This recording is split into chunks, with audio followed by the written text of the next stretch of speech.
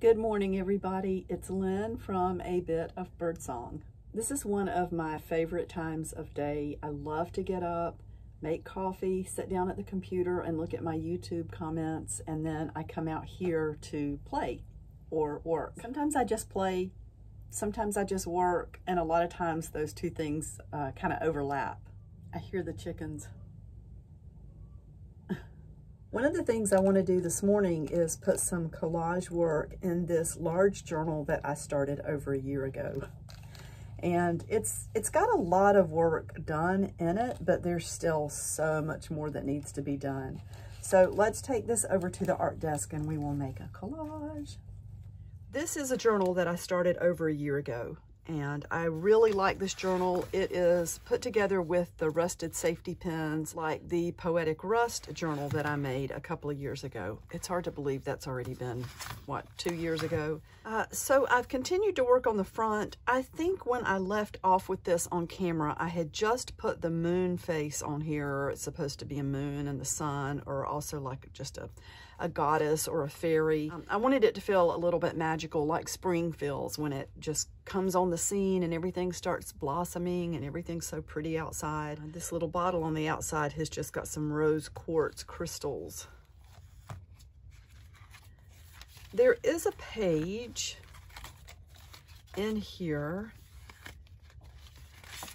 that could use some more work. And let's see, well, this is it. Okay. And I love, so the palette, the color palette in this book was pretty much spring colors, pinks, blues, lavenders, creamy colors, whites. I don't really have any yellow in here. There is some bright green. Let's see, what are the flowers on the front? This is just a layer of fabric that I stitched all of these flower petals onto, these faux flowers, and just glued it right into the front because it really needed something. It was like this, just the fabric with the dots. I don't know if I'm going to come back and put something over this, but we will see. This came from a calendar. I love the paper. It's a matte paper. The artist here is Anna Wan, and this is Virginia Woolf. I am rooted, but I flow. I want to use those words on the collage. I love Virginia Woolf. I get caught up in the biographies of people. I've read more about Virginia Woolf's life and just like the people that she lived around and that group of writers and poets than I have actually read her work. And that's probably really a bad thing. Studied the British English poets in college and some American literature, but it was mostly English or British. And one of the things my professor would get on to me about, especially one of my professors, was not getting caught up in the lives of the people, the writers. She wanted me to stay focused on the actual work, so that was a challenge for me, and I guess it still is. I don't know that I'm going to use her face, but I do want some of these colors. I've really been enjoying making these collages, so we're just going to go ahead and stay with that practice. I think it's been really good to practice faces and to get some work in the journals. Not sure yet how I'm going to do this. I like to just let things kind of do what they want to do. Ooh, I do like the hand. And you know I'm really bad to forget what I'm doing and then paint over something. Oh, I love that. Let's pull off that sharp corner. So that could go there. And then we have all these really pretty roses. And I love this really pretty, that white color. I actually, this is a coincidence. I picked up this vintage white folk art acrylic paint yesterday at Michael's. And I also got some of this conch shell. I'm hoping that this will give me some pretty colors to paint faces. I've been using this Reeves Flesh color, which is so pink. It's just very, very pink. But it's kind of cool that that's just a really good match. Now let's go ahead and put these down.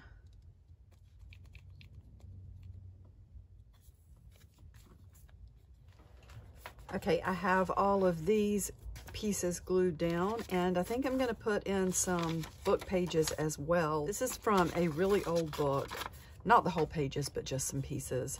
I think it's very interesting how different paper reacts to media. Like sometimes it just soaks up paint or you know, watercolors, acrylics, and then sometimes it just moves really smoothly over the surface. Paper is so different, different types of paper.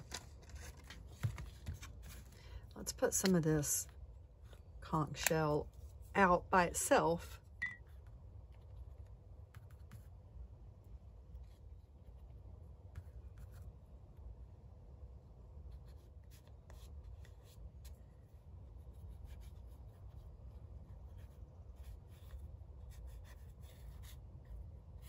If you add some water to the paint, you can put the thinnest layer over the page so that you can still see the text, but it does put some of that color there. For some of the recent collages I've done, I've like put paper over the whole spread, and I'm not sure I want to do that this time, thinking about it. I want to use the antique white and the conch shell on the page, each, you know, kind of on their own, but then I'm going to come back and mix them to do the face. There was something about that really bright pink that wasn't working for me, so we're gonna just really tone this page down a little bit. Let's add some water to that.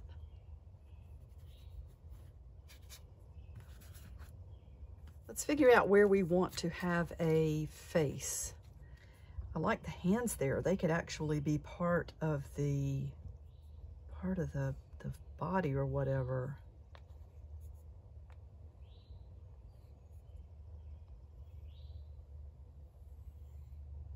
We just got to put enough gesso on there to, is that going to give us enough?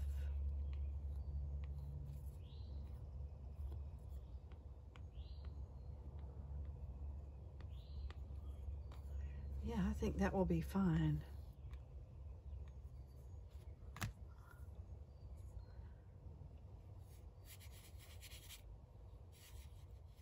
Again, we want enough gesso to cover up this background and to be able to work on, but we don't want too much. I've made the mistake before of putting just absolutely too much down, and then it takes it a long time to dry. This doesn't have to be perfect. Her neck might be a little too wide. Okay, I dried the page, and now let's make a pretty color for the face. So many choices. Every color. It's a pretty color.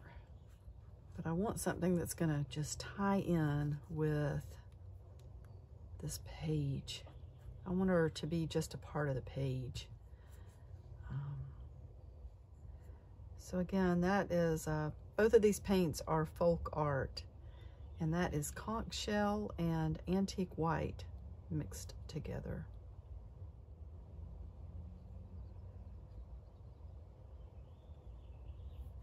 While this is wet on the edge, I'm just going to go ahead and take this watercolor pencil and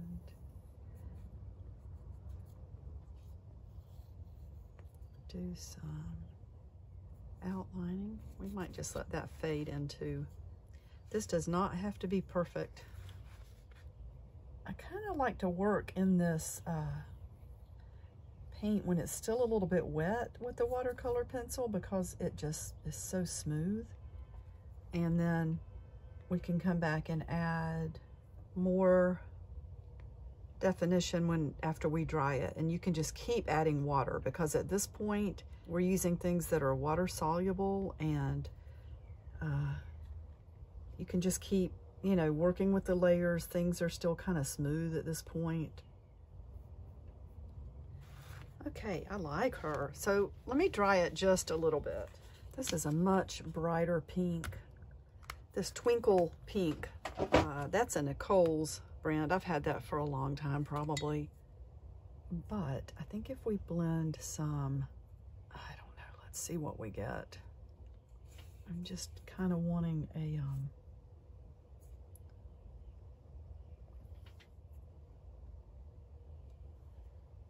some color in her face. Oops, got awfully close to her eye there. Let's pull that back a little bit. But it is kind of fun to start under the eyes and just, you know, kind of blend the color. Sometimes I just make round circles. Now that's fun too. And for the hair, I don't know, how would it be if we had really bright pink?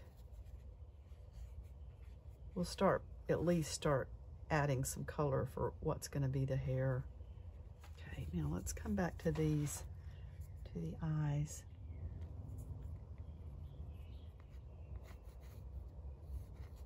I do like this pink. I'm just thinking though, I wonder if we can make some lines with this.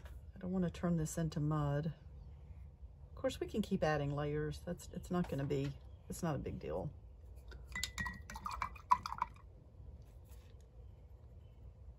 Using this watercolor pencil the way I do, I just sharpen it once or twice a day while I'm out here working. It seems like, you know, it ends up in the paint, and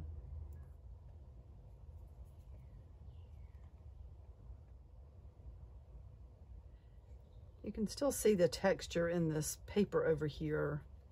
So I'm going to keep adding some more paint. I kind of just want to make it feel a little bit more layered.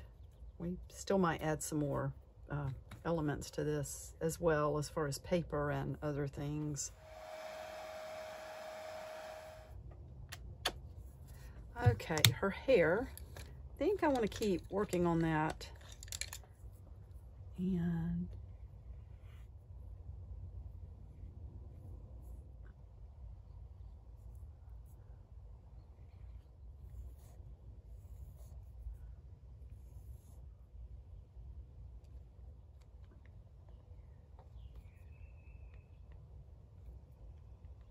her eyes are kind of a brown color. Add a little white. I like this antique white. It's not so, you know, it's a soft color, I guess.